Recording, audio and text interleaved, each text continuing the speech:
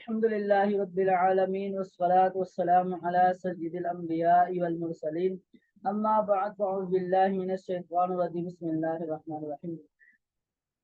کل ہم نے اساس النحو کا سبق نمبر 2 پڑھا تھا، جس میں ہم نے لفظ اور اس کی اقسام پڑھی تھی۔ لفظ کہتے ہیں انسان جس کا تلفظ کرے، انسان جو بولتا ہے اس کو لفظ کہا جاتا ہے۔ لفظ کی 2 قسمیں تھی، ایک مستعمل اور دوسرا محمل۔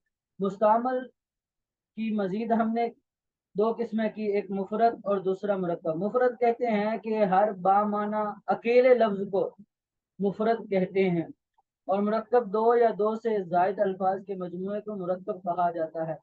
مفرد کی آج ہم سبق نمبر 3 میں مفرد کی اقسام پڑھیں گے۔ مفرد کی ابتدائی طور پر 3 قسمیں ہیں، اسم، فعل، حرف۔ مفرد کی 3 قسمیں بنتی ہیں، اسم، فعل، حرف۔ اسم کہتے ہیں جو با معنی ہو اور با زمانہ ہو، یعنی اس میں معنی پایا جا رہا ہو، اپنے معنی پر وہ خود دلالت کرے اور اس میں کوئی زمانہ نہ پایا جا رہا ہو، یعنی وہ کسی زمانے پر دلالت نہ کرے، با معنی ہو اور بے زمانہ ہو۔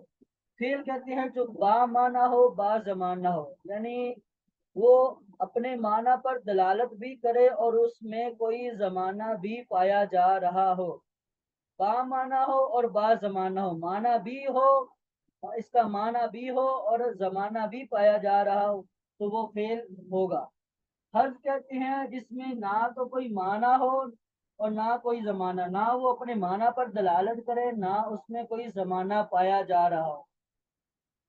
حرف جو ہوتا ہے یہ کسی دوسرے سے مل کر کسی دوسرے کو ملانے کے لیے آتا ہے۔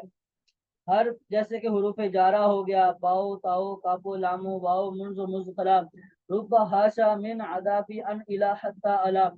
اسی طرح حروف جوازمہ، حروف ناصبہ، یہ جتنے بھی حروف ہیں یہ سارے اسی کے معنی میں آتے ہیں۔ جب تک یہ کسی دوسرے کلمے سے ملے نا تو یہ ان کا معنی ظاہر نہیں ہوتا، یہ بے معنی ہوتے ہیں اور بے زمانہ ہوتا ہے، نہ تو یہ اپنے معنی پر خود دلالت کرتے ہیں اور نہ ہی اس میں کوئی زمانہ پایا جاتا ہے۔ آج کا سبق بس اتنا ہی، سبق نمبر 3 تھا اساس النحو کا۔ انشاءاللہ اگلے سبق کے لیے ہم کل حاضر ہوں گے۔ دعا میں یاد رکھیے گا۔ السلام علیکم ورحمۃ اللہ وبرکاتہ۔